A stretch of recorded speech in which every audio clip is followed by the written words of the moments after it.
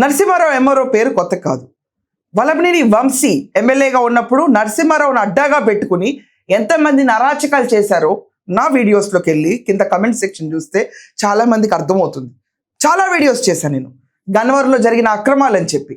ఈరోజు యార్లగడ్డ వెంకట్రావు గారు అన్నట్టు మా చావులకు కారణం ఎవరు? ఎంఆర్ఓ నరసింహారావా? ఆదేశాలు ఇచ్చిన కలెక్టరా? లేకపోతే ఎమ్మెల్యేనా? ఆల్రెడీ వల్లభనేని వంశీ పైన మట్టి తవ్వకాల్లో కేసులు కూడా అతని పైన ఉన్నాయి. 34 నుంచి 40 మంది విద్యార్థులు ఈరోజు చెప్తున్న లిస్టులో ఇంటే గనక లిటరలీ 9 ఏళ్ళు 10 ఏళ్ళు 15 ఏళ్ల పిల్లలు పెద్ద పెద్ద వాళ్ళు కూడా అదే చెరువులో పడి చనిపోతున్నారు. హోలీ ఆడి చేతులు కడుక్కోవడానికి వెళ్తే దాంట్లో పడిపోయి చనిపోయిన సన్నివేశాలు. కేవలం ధనదాహం.